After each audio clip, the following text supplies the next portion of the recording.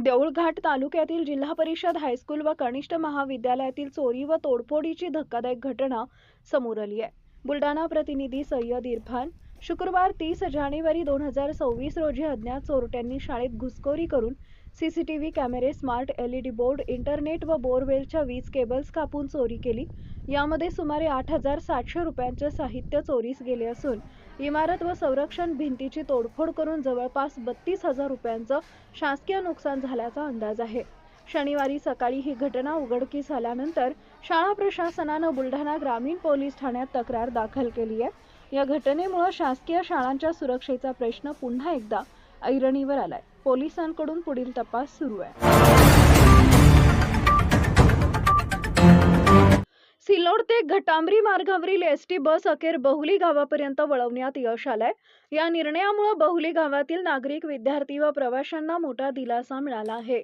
प्रतिनिधी सुनील बनसोडे। सिल्लोड तालुक्यातील बहुली गावाला गेल्या अनेक दिवसांपासून एसटी बस सेवा उपलब्ध नसल्यानं सिल्लोडला ये-जा करण्यासाठी तसेच शालेय विद्यार्थ्यांना मोठ्या अडचणींचा सामना करावा लागत होता। दीर्घ कालावधीनंतर बहुली गावाचे कर्तव्यदक्ष सरपंच तथा सहकारी सोसायटीचे माजी चेअरमन कल्याणराव भिकनराव ढवणे पाटील तसेच राजू जगदाळे, बंडू पंडित, गणेश जंजाळ, मच्छिंद्र जंजाळ, विश्वनाथ कर्हाळे आणि ग्रामस्थांनी सातत्यानं केलेल्या मागणीची दखल घेत आगार प्रमुख व डेपो मॅनेजर यांनी बहुली गावापर्यंत एसटी बस सोडण्याचे आदेश दिले। या आनंददायी प्रसंगी बहुली गावाचे सरपंच व नागरिकांनी एसटी बस चालक व वाहक यांचे शाल श्रीफळ देऊन स्वागत केले। या निर्णयामुळे ग्रामस्थांमध्ये समाधान व्यक्त होत असून प्रशासनाचे आभार मानण्यात येत आहेत। नमस्कार, आपण पाहत आहात सिल्लोड एक्सप्रेस न्यूज महाराष्ट्र। आमच्या सोबत जोडलेले राहण्यासाठी चॅनलला सबस्क्राइब करा, लाईक आणि शेअर करा। जामखेड इथं महाराष्ट्राचे उपमुख्यमंत्री स्वर्गवासी अजितदादा पवार यांना भावपूर्ण श्रद्धांजली अर्पण करण्यात आली। प्रतिनिधी असलम रहीम शेख। या शोकसभेतून उपस्थितांनी अजितदादांच्या कार्यकर्तृत्वाला उजाळा दिला। अजितदादांची मते पटोत अथवा न पटोत, मात्र एक गोष्ट सर्वांनी मान्य केले, अजितदादा हे सतत काम करणारे, निर्णयक्षम आणि स्पष्ट वक्ते नेते होते। एखादं काम शक्य असेल तर होकार, अन्यथा स्पष्ट नकार देण्याची त्यांची शैलीच त्यांना अजितदादा बनवणारी ठरली। ते केवळ उपमुख्यमंत्री किंवा राजकीय नेते नव्हते, तर शिस्तप्रिय, तडफदार आणि कडक शब्दातही सत्य सांगणारे नेतृत्व होते। महाराष्ट्रातील प्रत्येक नेत्यावर त्यांची पकड आणि प्रभाव होता। आज त्यांच्या अकाली व अपघाती निधनामुळे संपूर्ण महाराष्ट्र शोकाकुल झाला असून महाराष्ट्र जणू पोरका झाल्याची भावना व्यक्त होत आहे। स्वर्गवासी अजितदादांना श्रद्धांजली अर्पण करण्यासाठी गावातील सर्व नागरिक, शेतकरी, सामाजिक व राजकीय प्रतिनिधी तसेच व्यापारी मोठ्या संख्येने उपस्थित होते। त्यांच्या राजकीय क्षेत्रात जर विचार केला तर एक प्रगल्भ असा आणि शासनावर असेल, प्रशासनावर असेल एक वचक घेणारा नेता आज आपण महाराष्ट्रामधून म्हणजे आपला महाराष्ट्र एक पोरका झाल्यासारखा आज या ठिकाणी वाटतंय। एक अनुभवी नेता जो की आपल्या कार्यशैलीतून महाराष्ट्रावरच नव्हे तर पूर्ण भारतभर त्याची छबी उमटवणारा नेता आज आपल्यातून निघून जातो। एक मोठी पोकळी या ठिकाणी निर्माण झालेली आहे, पोकळी भरून कधीही निघणार नाही। त्यामुळे आपण त्या पवार कुटुंबियांच्या दुःखामध्ये आपलं गाव असेल, ग्रामपंचायत कार्यालय असेल, त्यांच्या दुःखामध्ये पूर्णपणे सामील आहोत। त्यांना या दुःखातून सावरण्याची शक्ती ईश्वर देव अशीच या गावकऱ्याच्या वतीनं, ग्रामपंचायतच्या वतीनं मी प्रभू श्रीरामचरणी प्रार्थना करतो। आणि खरं सांगायचं म्हणजे शब्द निघत नाही आहेत। दादांचं कर्तव्य, दादाचं कार्य हे उल्लेखनीय आहे।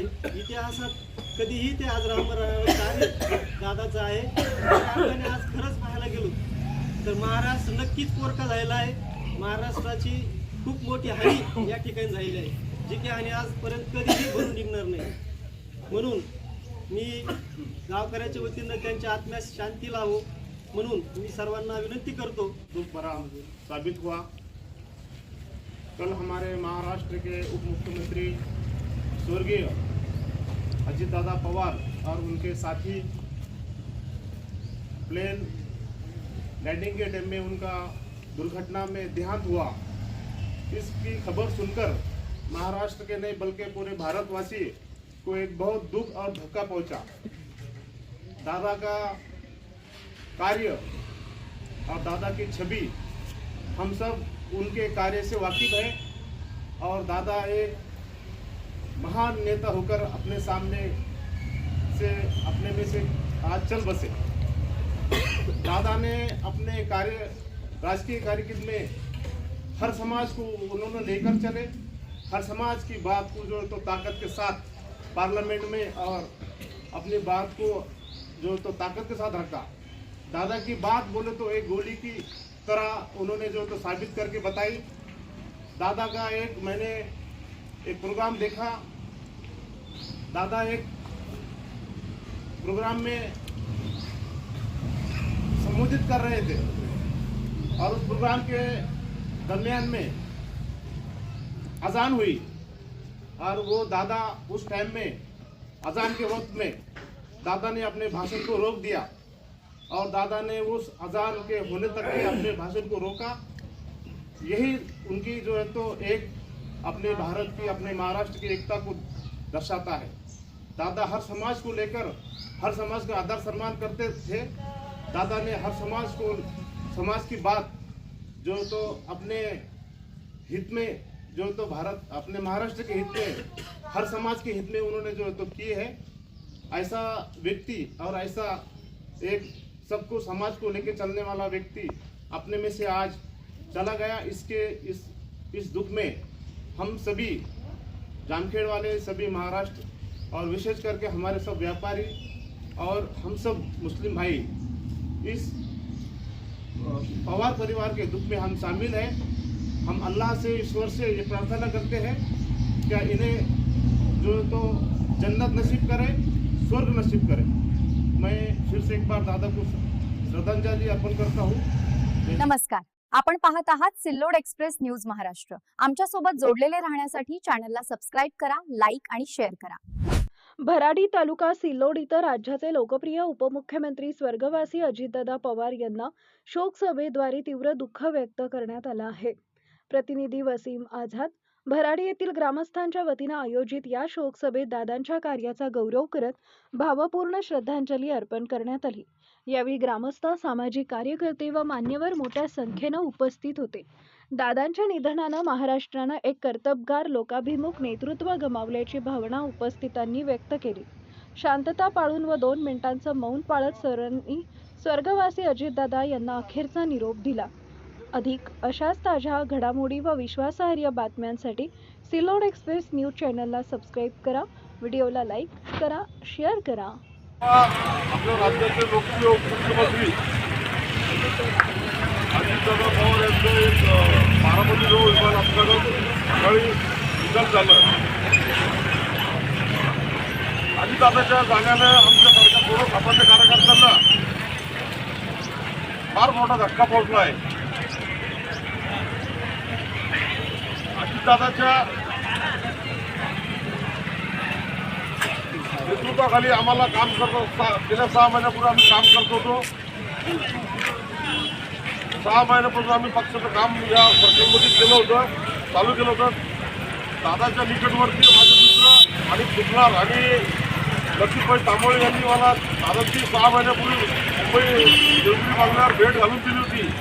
दादांनी मला एक शब्द दिला होता की येत्या काळात भराडी आणि परिसरातील विकासासाठी राष्ट्रवादीच्या माध्यमातून तू प्रयत्न कर, मी तुला साथ देईन आणि या भागाच्या विकासासाठी मी नक्की लक्ष देईन। या प्रेरणेतून मी भावनेतून राष्ट्रवादी काँग्रेस पार्टीचं काम सुरू केलं होतं आणि येणाऱ्या आगामी काळात पक्षाला उभारी देण्याचं काम मी करणार आहे। दादाच्या विचाराच्या नेतृत्वाने मी करणार आहे। एवढं सांगायचं आहे की दादा कामाचा माणूस होता। सकाळी उठून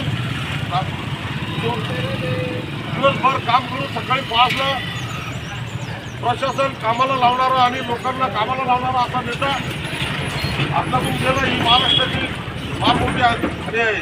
महाराष्ट्रात असं पाहिलं तर, मागचं चित्र पाहिलं तर, जो महाराष्ट्राला प्रगतीच्या दिशेने वाटेने नेणारा नेता गोपीनाथ मुंडे असो, असो, आम्हाला असो